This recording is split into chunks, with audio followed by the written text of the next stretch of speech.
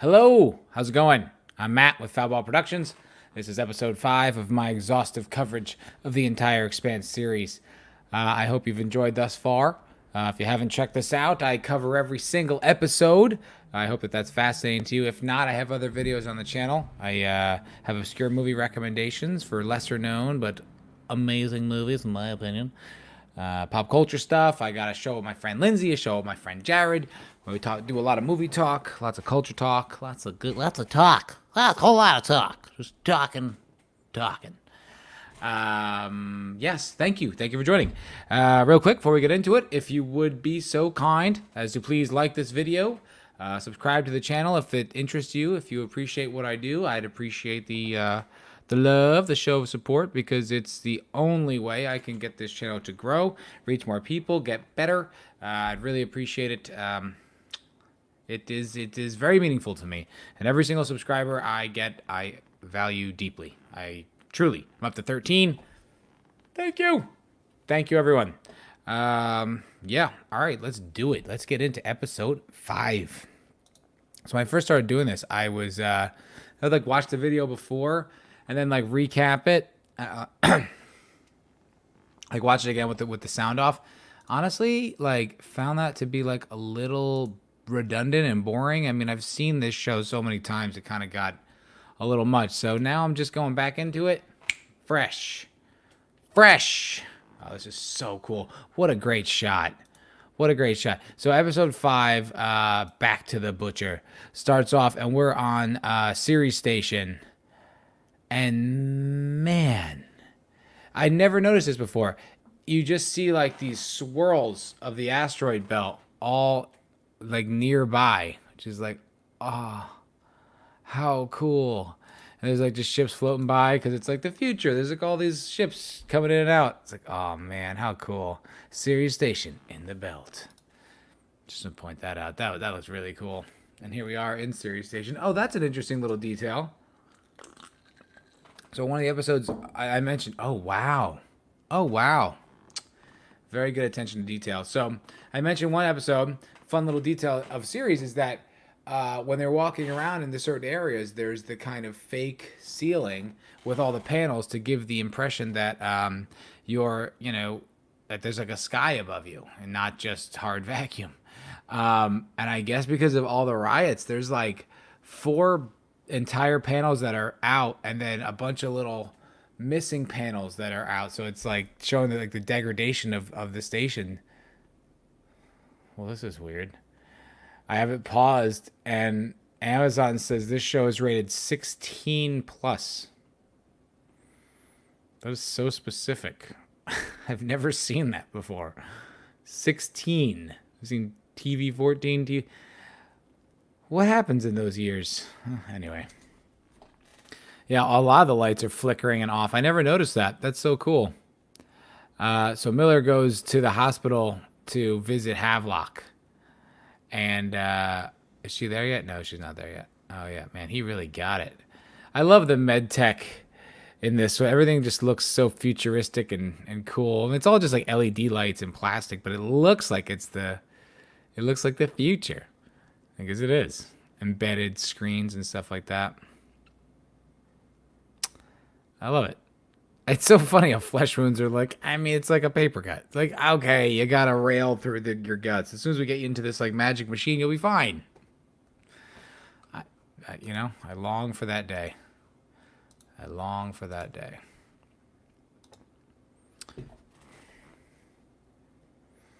Yes, she is here. So the prostitute girl is in the bed, is in the medical room with Havelock, and she's there to help him. And and Miller's like, "Go fuck yourself. You're full of shit."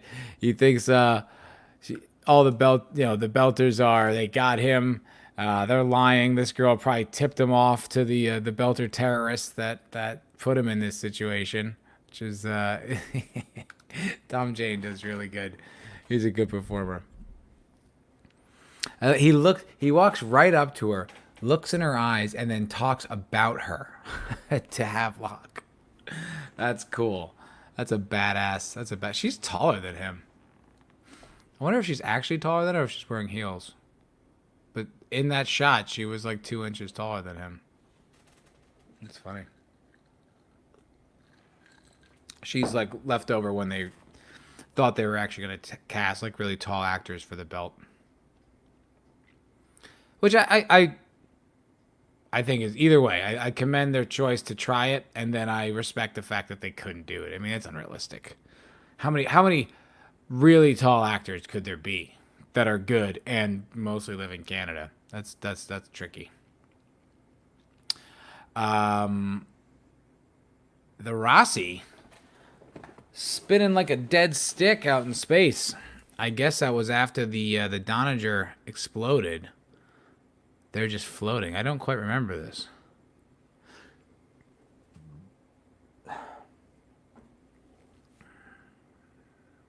Why is it just floating? Because they say one of the things about medical tech in low G is that if there's no gravity, you know, simple cuts and stuff, you bleed out and you die. They don't heal. They don't whatever that word is. all like blood thoughts, like words just popping in my head. Platelets, cauterize. Anyway, ooh. So they're in zero. They're floating through space for some reason, but Amos he got shot in the leg when they were leaving, and they just gave him like, he just like yanked his bone in place, and he screamed. And it was unpleasant for him. And then they were like, none of them are medics, so they're like, I don't know, do we give him this shot first or that shot first? When do we do it? And Amos just grabs a shot and throws it in his leg. Yeah, this is cool. It's got like some kind of leg brace with like this black goo that just sort of seals over all the wounds. Super cool. Good as new. And it kind of is. Things just magically fix themselves. So I was reading today, and I kind of got this from watching the show, but not entirely. The whole ship is supposed to be vertical, right? Because like if the thrust is coming from the bottom, right, then it's kind of like it has the illusion, the feeling that you're standing on the thrust. I still don't. It's hard for me to conceive of some of these physics, because I guess this is the point of gravity. So if you're going like, even if you're going this way in space, you don't feel it. Honestly, sometimes my brain gets stretched trying to conceive of certain concepts inside of this world. But, you know, I'm not a physicist. I'm just a guy who likes movies, who likes talking about them. But apparently, so it's supposed to be designed, and you'll notice it. There's like all those stairways and stuff, but it's supposed to be designed as a vertical ship, like a building, like a small building. I was like, oh, that is interesting and hard to conceive of. But anywho, here we are, a little flashback. Yeah.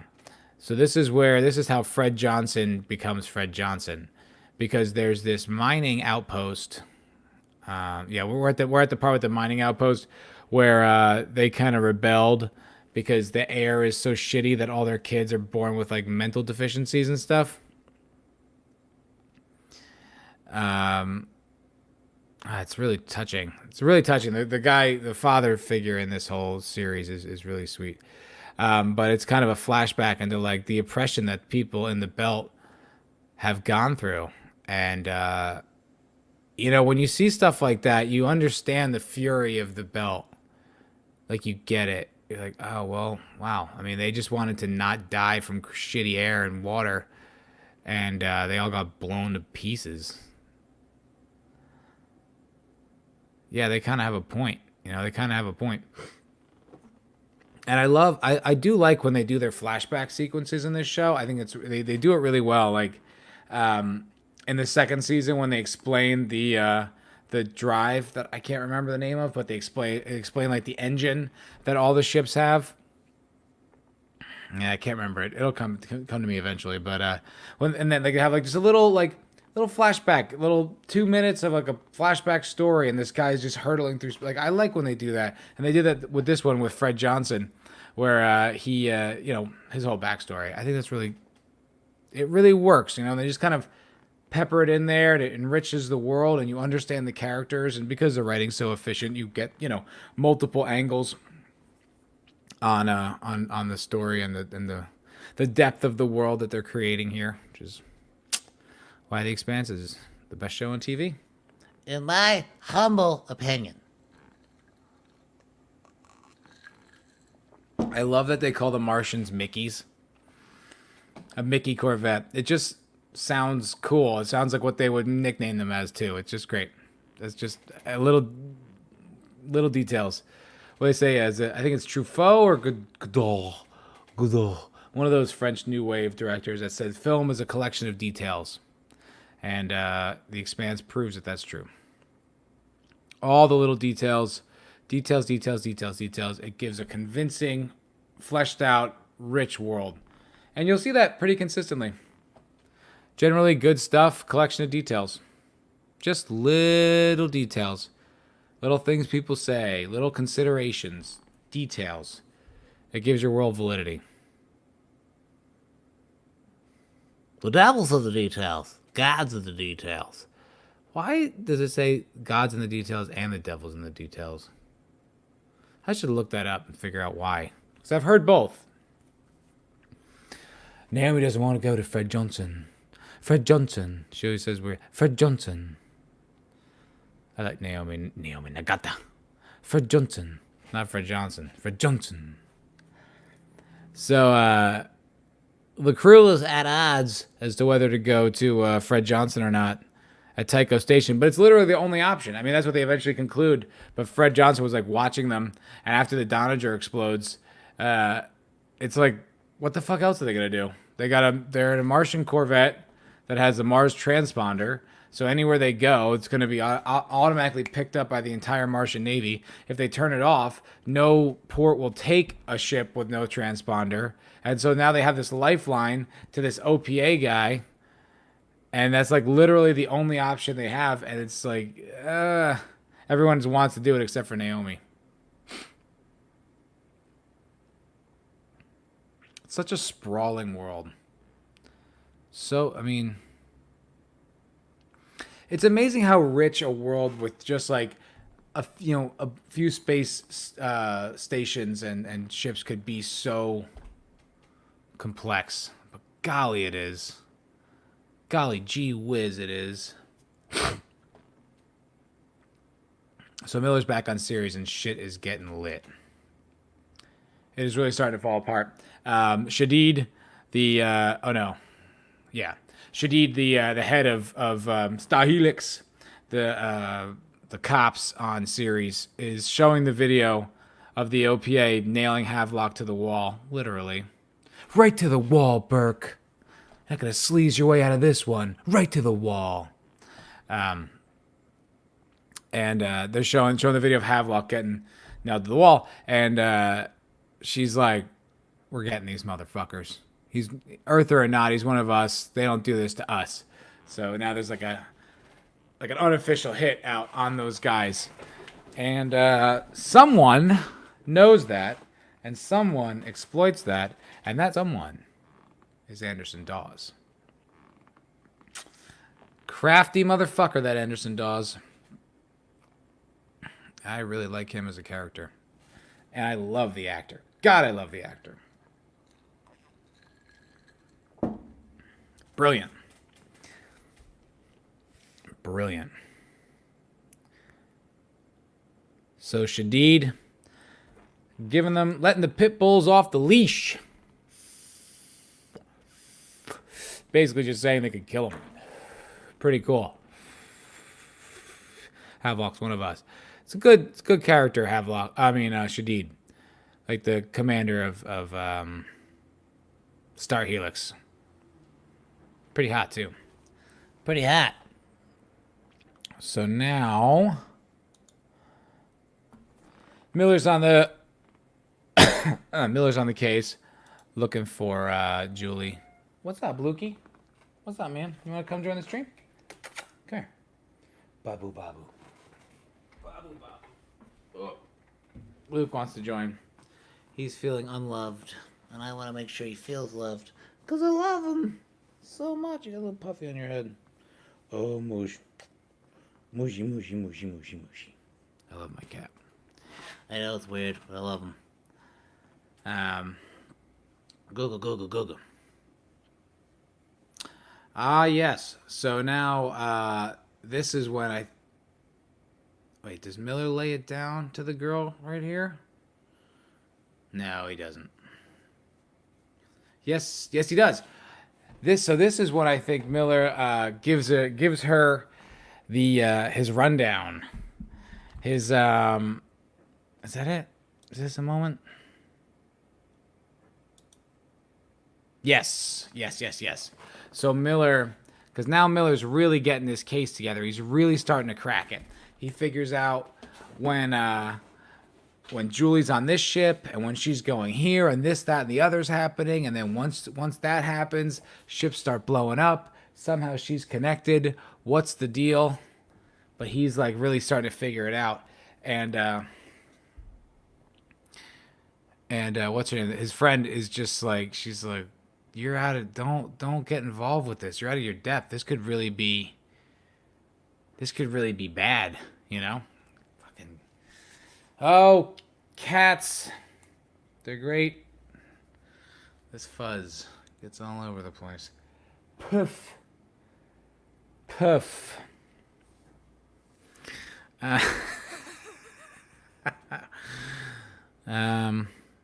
Yeah, so she's like, wait, this is like, you're out of your depth here. This is above your pay grade. Like, what are you doing? Like, you're like uncovering like grand conspiracies of a solar system wide war. Like, maybe you shouldn't get involved. Like, what happens if you expose it? Like, you could die. And he takes it personally. He's like, oh, you don't think I could figure it out? She's like, that's not at all what I'm saying.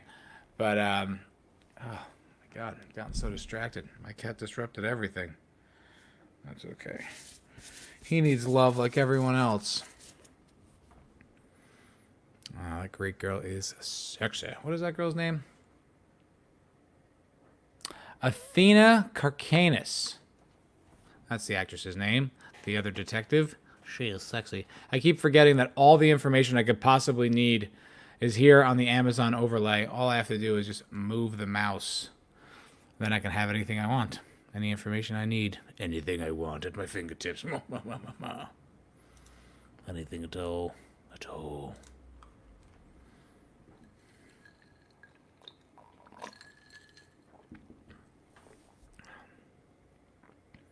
So we're back in time.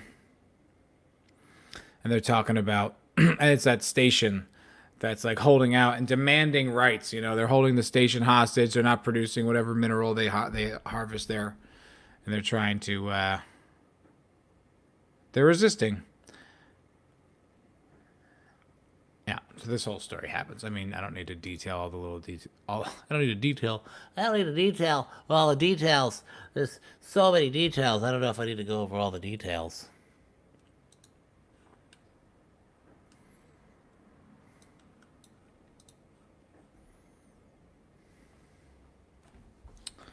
So we're back here on the Rossi. And they haven't decided to go to Fred Johnson yet. Fred Johnson. Oh, yeah, and they give the burial at sea, so to speak, to Lopez, the Martian Marine who helped them get off the ship. Even if it was reluctant, he still did help them and gave them control of the Rossi. Godspeed. Godspeed, Lopez. That's kind of interesting. I mean, there's like a funeral, but it's really just Kamal. Really just Alex Kamal. Having his moment, you know, looking at him as a fellow Martian. Kind of touching. That's a cool detail. So, what's her name? Naomi is walking down one of the hallways and comes to this panel. Excuse me. Panel, and the ship knows she's an engineer. And she's pissed off at it. She's like, this ship runs perfectly. There's nothing to do. Everything just works. What am I here for?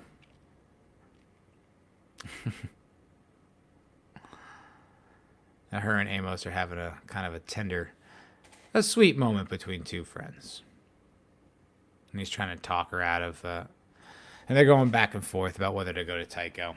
It's the type of stuff that works better to watch, not to hear about. Ah, Holden finds his coffee maker. That is such a funny detail. The coffee thing.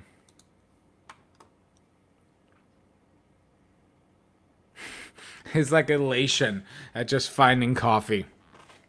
He's like, oh, real coffee. All right, so they're going to Tycho. Excuse me. It's official. Tycho Station. Here we are back on Ceres. And this is where Anderson Dawes makes his move. Oh.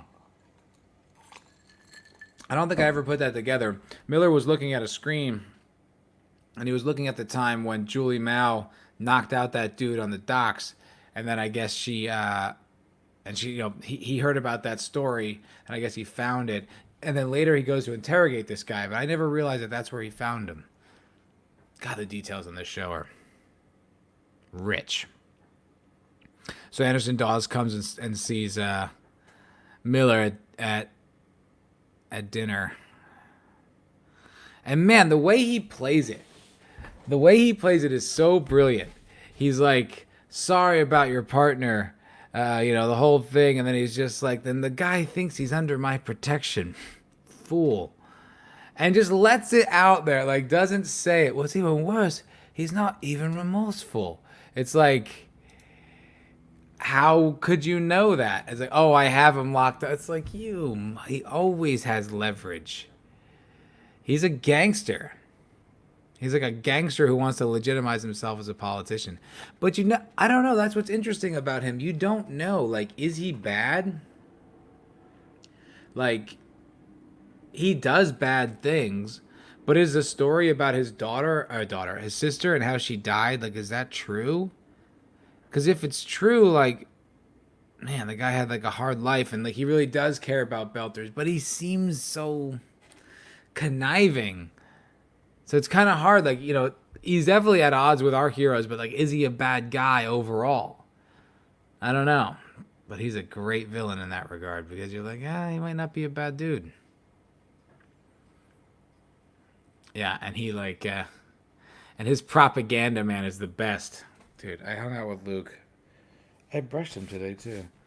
He's here for 5 seconds, and it's like floating in the air. Everywhere. It's just, ugh. Gosh. I love my white long-haired cat, but good Lord. It's a whole thing. It's a lot. And he's explaining how Earthers are selfish. They're bad. Earthers have a home. This time Belters had one too. He's giving him his political speech, getting him all excited, getting him pumped. But Miller is not susceptible to that bullshit, and I love that about him. Even when he even gives him the guy who put a spike in his partner up against the wall. He says, you can have that. Let's just exchange information.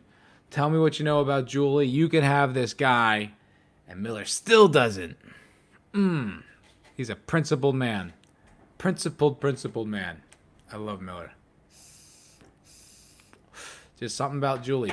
Something about Julie just changed him. Turned him into a new person. Yeah, and now Dawes admits Julie was one of theirs, which we all knew anyway. We all knew as it was. Jared Harris, that's the guy who plays Anderson Dawes. He is awesome. Awesome possum. So Miller refuses, and Dawes leaves these. Back in time. Back on that station. They're trying to communicate, but they're getting shot at. Oh, so scary. Then I think they try to... they surrender. That's right. They surrender and they still get blown to shit. Like, we have women and children with a don't shoot. And then when they do, Johnson's standing on that platform and just sees all the bodies, all the civilians just floating in space, blown up by his order. Dark. Dark. So the Rossi's just floating through space, kind of aimlessly, not really going anywhere. Oh, and they're talking about, oh shit. Now they're getting information that Ceres there's riots on Ceres. And it's getting lit. And then they see, what's his name? They see, oh my god, Holden's picture in the riot, like, graffiti. Whoops. Whoopsie, Holden. Didn't mean for that to happen, did you? No, you sure don't. You sure don't. Oh, man. You didn't give our names or anything, did you? Oh, good. All right, cool. We are for you to stay anonymous now. Remember the cant. Remember the cant. Amos goes, let me know if you want your face to look a little different, meaning he'll punch it into a different appearance. I love Amos. He's the best. Yeah, so now Miller goes, yeah. Miller finds the guy who Julie knew. Well, wait. Is it the guy she knew? Yeah, this is the guy that like flew him around the space station, like the solar system, and she was like, it turns out like she really is like she's not just a radical, or she's not, she's genuinely compassionate. She really does care about the Belter cause, even though she couldn't be more privileged and rich from Earth. She really cares. Like, she authentically cares. And went from, in really tough situations and gave to the Belters. So you see, like, you start to see where Julie is coming from. She has a good backstory too. Florence Favre. Favre. That's who plays Julie Mal. I don't know. She's very pretty. Very pretty. Yep. And Julie is a good person. That good old Jules. Oh, Julie, what a sweetie pie you are. Alrighty. Let's get through this scene. I love the way Miller, I love the way his scenes are written, like as a detective, because it really does come across like a cop, where it's like, he'll be asking a guy questions, and the guy will say, yeah, and she got on some ship, and he shows a picture. Is it the Scopuli? They go like, that's it. Like, he's got gaps in the story, but he has a lot of the details, and he's just like waiting for them to be filled in. And he does it with like such a plum. Like, it really feels like, I mean, I don't know about a real detective, but it just, it's a well executed character in that regard. At least it feels real to me. Feels authentic, consistent. And the guy kept a picture of her. The guy kind of loved Julie too. Guess she has that effect on people.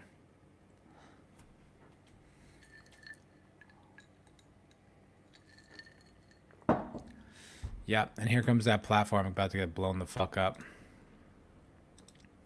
They surrendered. No one's communicating. Oh, right.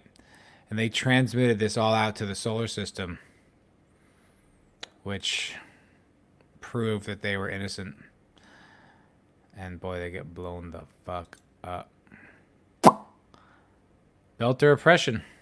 Belter oppression, like that's why it's so good, because it's like, well, the Belters have a really good point. They've definitely deserved better. They've been oppressed by the Innas for years, and they just can't be recognized as their own state. Like Earth's like, fuck you, you're a colony of mine. And Mars doesn't respect them either. It's it's so good. And then they go about it, like, a lot of times they go about it all wrong, so it kind of like defeats their own cause. Even though they're right, it's like now their actions are wrong, so hard to agree with them. Brilliant writing. Complex, challenging. Not just a clear victim and villain, and it's like life. It's nuanced. Yeah, oh, brutal. That guy, the dad, is floating through space holding his dead kid. Oh my god, well, they're both dead, but just so brutal. The UN just cracked open that spaceship, the space station. They all spilled out. Oh man, it's a cool ship. Big old railgun on top. I know I shouldn't be ship pointing out right now, but I am. And then there's Fred Johnson just standing on like the gangway outside the ship, just looking at what he just did. The butcher of Anderson Station.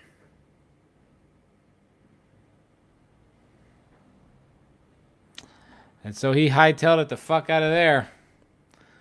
No longer a UN soldier.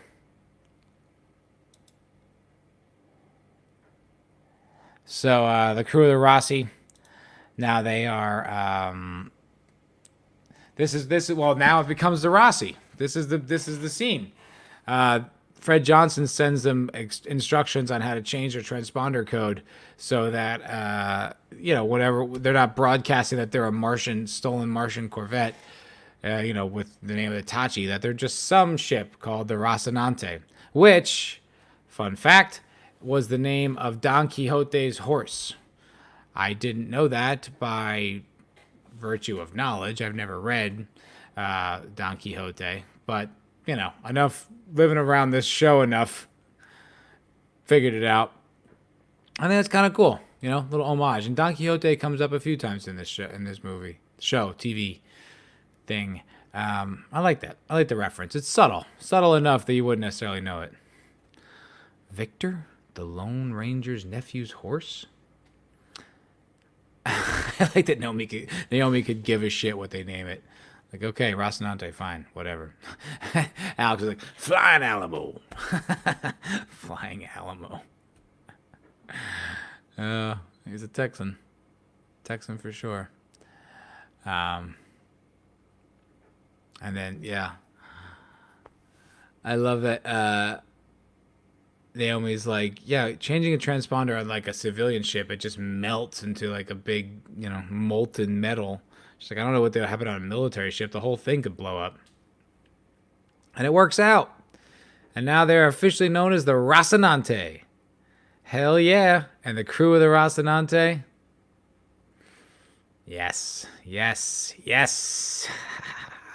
Now they explore the solar system and beyond. This is one that's really, they're really a team. Cool little detail here. Miller's walking down one of the streets in the on Ceres and throws out his phone. I guess he just throws out his phone or her phone. Anyway, he just throws out his device, or someone throws out some device, and it's like this kind of garbage can thing that like must go down to some like recycling plant on the inside of the planetoid. So cool. So he goes to, this has got to be a reference. It's a pretty overt one though. But Miller following the case, finds the next lead at a place called Tech Noir, which I guess they sell tech shit and also have like an illegal business in the back doing some kind of illegal tech shit. But the place is called Tech Noir. Well, that was also the name of the bar where Sarah Connor went in Terminator 1 to hide from the Terminator. And then he comes in and the Terminator comes in and blows the crap out of the place. And she escapes with her. It's called Tech Noir. I mean, there's no way anyone involved with the novel and show don't know that. So it has to be a reference, an homage, a nod. But it's almost so overt. I'm like, wait, is that intentional? Anyway, I'm going with it's intentional. Terminator, baby. FTW. As I've gotten older, I actually think Terminator 1 is better than Terminator 2. I know. Subject for another day. So Miller figures out it's inside the animals. The thing. The little chip thing. So... yes, this is everyone settling into because now this is kind of like, it's not the Tachi anymore, it's the Rossi. They live here, and they're settling in. Amos is going through the lockers, and I think he finds a bottle of Martian booze. Yep. Oh, he finds a bra. And then he finds a bottle of Martian booze, which he examines. with pleasure. We see that Alex has a family. He showed a picture of his wife and kid, ex-wife or wife and kid, and he's fucking with the ship because he loves to fly. I love that about him, and I love that he never really got the chance to do like anything military. He was just a, like a. Holden's just looking like with glorious eyes at the coffee, real coffee. But I love that Alex never really got the chance to be really prove himself inside of in a military capacity. And every time he has a chance now, he just with flying colors. It's like they didn't see it, and he got a second chance, and now he's crushing it. Holden gets his coffee, and he couldn't be happier. And then Naomi's not happy. Alex likes the ship. Amos likes the booze. Holden likes the coffee. And and Naomi's laying in bed, looking really pretty, but not being too thrilled. Foreshadowing the maybes. Oh, boy, that looked cool. That was just the Rossi. This like weird like shot falling, and then comes right to the engine. They're blasting off the Tycho. Yeah. And so now Miller finds the thing inside the hamster. I think that's the end of the episode. Oh, no, not quite. Not quite the end of the episode. Because Miller gets a hood thrown over his head, and then he gets tased and dragged the fuck off. And that's the end of the episode. That's episode 5 right there. I had a relatively low rating on IMDb. I think maybe because the last episode was so exciting and so badass that maybe in comparison that one didn't seem that great. I don't know. They all seem great to me. I don't remember a single episode where as an episode I was like, meh. And I love them all. I mean, it's all excellent. Like I said, I got issues with the 4th season that I want to talk about when I get there. Maybe I might even put out a review video so that you don't have to watch every single one of these episodes to figure out what I think about season 4. I don't know. I have some thoughts on it. I think it could have been done better. But I also had such high hopes because I was so in love with the previous 3 seasons. I'm not sure if I'm seeing it in a distorted lens. Oh, what I just do to the light? I'm messing up my green screen. Anyway, yeah, that's episode 5. I'm a little beat tonight. I'm a little tired, so I'm gonna stop it there. Thanks for checking me out. I appreciate it. Hope you guys enjoy all these videos. If you do, please comment below. Let me know. If you don't, same deal. Let me know how I can improve, because I want to make as good content as possible. And I hope you like it. And like I said, if you do, please like the video, subscribe, comment, share. I know it's annoying to hear, but I gotta say it because I need it from you guys, and every single one of you who does like the video, and subscribes. I'm very humbly grateful, and thank you so much. And I appreciate that you appreciate me, and I'm gonna keep trying to do my best, putting out as much content as I can, and I hope it's gonna be as good as possible. So thanks for watching me again. I'm Matt. This is Foulball Productions. I'll see